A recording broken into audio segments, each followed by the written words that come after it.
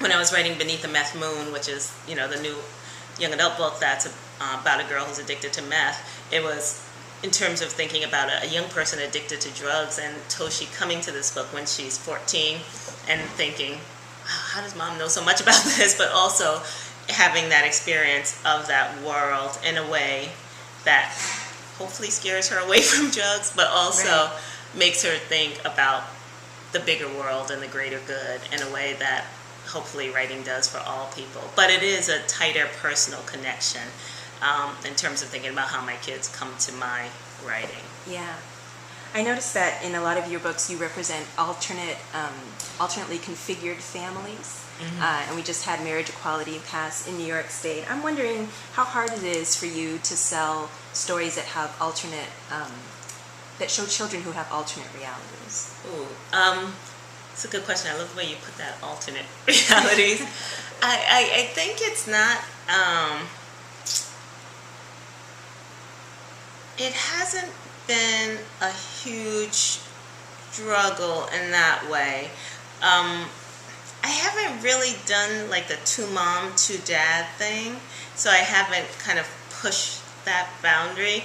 And I think mainly because that story hasn't come to me yet, and a way to tell it that's when I think of a two mom or two dad family, I'm thinking, okay, this is the first thing I'm thinking about is this parent has two moms, or this kid has two moms, or this kid has two dads, and that's not the story. Kids don't care about that. Right. And so I'm constantly trying to think about what the deeper story is in there, because I think novels do fail when they try to push the issues somehow, when they try to be didactic, and I never want to be that.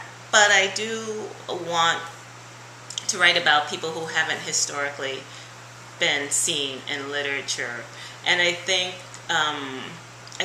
publishers are open to that as long as they like the writing. So when I put a single mom on the page, when I put a girl being raised by her grandma on the page, when I put a dad who's incarcerated on the page and the girl again being raised by her grandmother, and when I put familial foster care on the page or regular foster care, I have a sense of the deeper story. Like, I was raised by my mom and grandma, and so I know all the stories around that not just I live with my grandma and here is that story, Right. Who cares? Right. And so I think because the stories are multi-layered, the family can exist in the fiction in a way that is, of course, universal. Universal in quotation marks, meaning that other people will read it and like it and publishers will buy it. But I've had letters like from the Notebooks of Mel and Son. The first time I put a queer mom on the page, people were upset about that. And really, yeah, I think part of it was in the 90s. The Christian right was really starting to skyrocket, and it was published by Scholastic, which was a mistake in itself. You can't really do stuff at a conservative publisher and expect it to have the kind of life it would at a place that's more comfortable with dealing with stuff like that. Right. So again, I try not to think about any issue in the book or anything. To me, the families are families, and this is what families are. To me, a mom-dad family is an alternative family to my family. It's kind of, and so few of them exist, even on our block, that it's kind of like when you see that, you're like, wow, so they're still together. Wow, so that person's being raised by a mom and dad. I would love to know what you think about the Republican marriage pledge.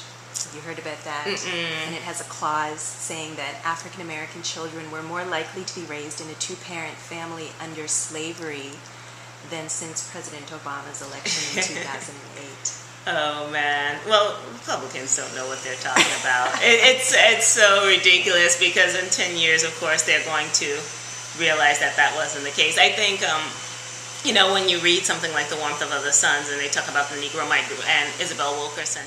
All right, you were talking about Isabel Wilkerson, The Warmth of Other Suns. Yeah, and so in it she talks about how all the statistics at that time said that people who were part of the Negro migration were more inclined to be to have children out of wedlock, to be lesser educated, to be lesser employed, and then 20 years later they did another study and realized that those people were the people who were more inclined to have families that were quote unquote intact and have higher education and have 2 and 3 jobs, who had come here with that idea of working and having a family and creating a better life. So when the Republicans say that about African Americans, I just have to roll my eyes and say, okay, whatever you need to say about us right now to make you feel stronger, you can have it if that's all you have. So, okay.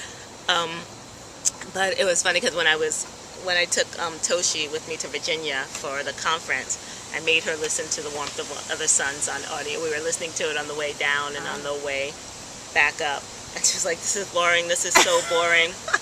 And then Chris Myers is doing a video, and he's asking kids, what does it mean to be American, to be of America? His latest book with his dad. Yeah, right? So he's having this whole blog thing with these videos on it. So I interviewed Toshi out here, and she was like, whatever, America, I live in Brooklyn, I'm in Park Slope, like, it's America. And I was like, come on, honey, you can be deeper than this. And she's like, what? America's America. And I said, what does it mean to be African American? And she's like, well, I was listening to this book, The Warmth of Other Suns, with you, and I know that black people did a lot of good stuff in this country. Like, we built this country, and like, if it wasn't for African Americans, we wouldn't have Michael Jordan or Michael Jackson. And I'm like, okay, how about some non-celebrities like the president? And she's like, yeah, we wouldn't even have Obama. And I realized I could be president. And I'm thinking, oh, that's so interesting, because I don't think she could be president. I'm not there yet. Right. We're thinking a black woman. Right. I'm still at the part of thinking, oh, wow, we have a black man. And but the fact that she couldn't attach unless it was African American, like American, meant nothing to her. Right, it's kind of abstract. Yeah. So very interesting.